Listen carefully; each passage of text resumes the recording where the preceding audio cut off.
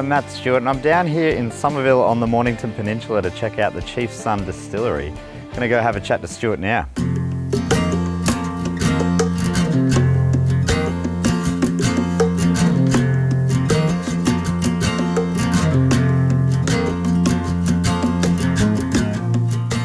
How's it going, Stuart? I'm very well, thank you, very well. And are you the chief here at Chief's Son? Today I am, yeah. It depends who's here.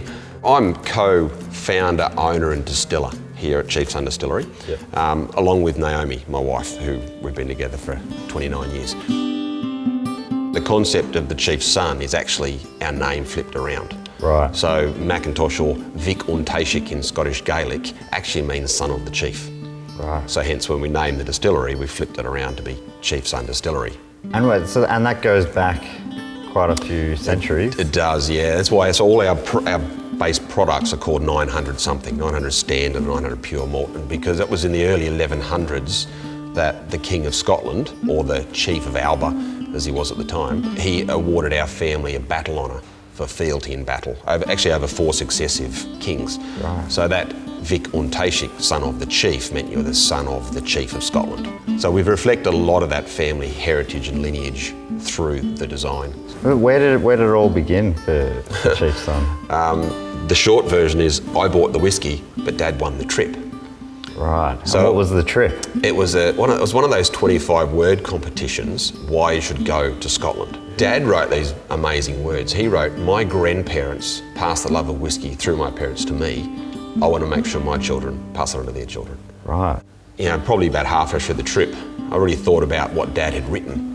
And because whiskey's always been in our family. But then to see the things you wouldn't normally see as a consumer, to be able to see all the yeast propagation side of it and the scientific side, the malting houses, the cooperages, it sort of started to put a bit of a puzzle together. Right. Luckily, Naomi has a science background, and that really refined the chemistry and science behind what we're trying to do.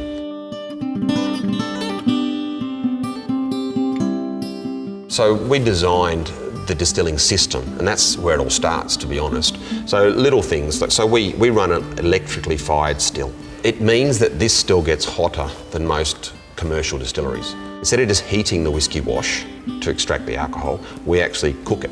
So much hotter elements means we're caramelising a lot of those residual yeasts, and you can't replicate that. The size of our still is quite big.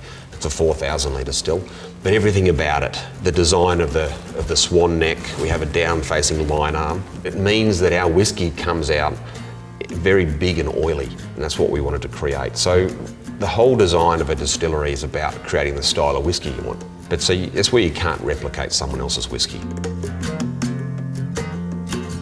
So instead of doing a whiskey and then aging in different things, American, French, port, sherry, we actually produce 3 very different whiskies, and then we age them all in the same type of barrel, all sherry or Apra, French oak. So it makes a very predominant and distinctive whiskey. Old world was all about the sherry barrels, and so that's where we wanted to go. We have 4 main product lines. The American oak we haven't released yet. Right. It's just not ready, and we don't release things that aren't ready. Is that part of the job, testing and making sure things are ready? Yes, sir. Yeah, but it's not as fun as you think, and it's one of those you've got to get right processes. So it's quite a complex process to, let's say, vat 5 barrels. We start with 10, and we try and select them down, narrow them down to then iron out the inconsistencies in each. So you've already you're quite a young company, really. I mean, it started 8 years ago, but... Yeah. So we've been producing commercially for 4.5 years, I think it is. You're starting to sell already all around the world, is that? We are. Does it feel like that's happened quicker than you're expecting? Yes, it has, yeah. Someone said to me, watch out, it's like strapping on a rocket. Right. And they were right. All this talk has got me pretty fascinated. Can I have a little taste? Absolutely. Let's do it.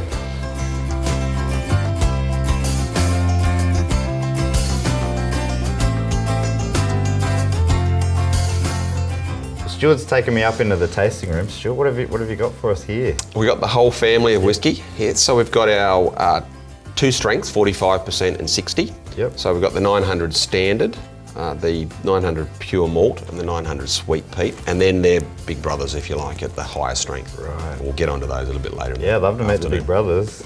We should start with it. We'll pour it, let it breathe a little bit, and then we can get into the flavour, the tasting of it. Okay. The 900 standard is a big beer malt whiskey. And when I say that, I mean, instead of using a distiller's malt, ours is roasted to a high level.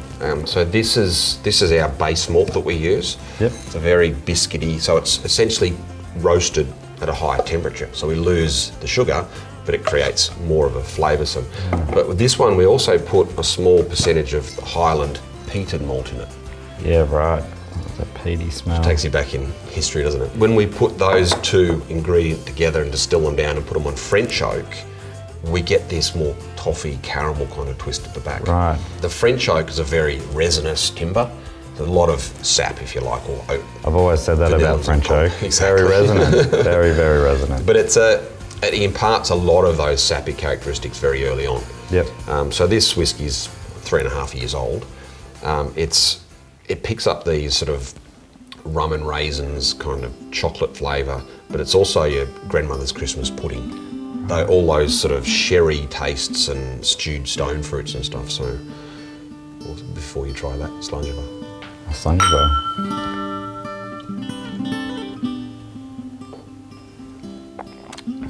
You don't want me to have it all, do you? There's a range to go through. Okay, Depends great. what you've got booked for the afternoon, really. I'm willing to clear the diary. So this is our pure malt. It's designed to taste like malted barley, or almost like a distilled pale beer. Right.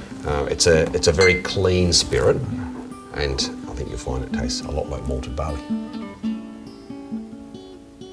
It's a very sweet characteristic. Sort of toffees and It's so different from this. from the standard, yeah, exactly.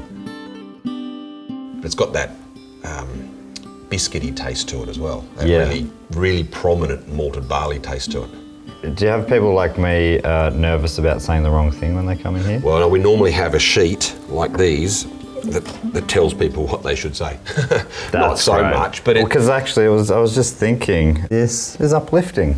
Oh, exactly. That was one of the things I was thinking about it, with a medium creamy malt finish. Exactly. Is that sort of ballpark? It's sort of a fairly good take on it. Great. Exactly. Thank you. So the next whiskey, we wanted to create a really buttery, oily whiskey, but with heavy peat.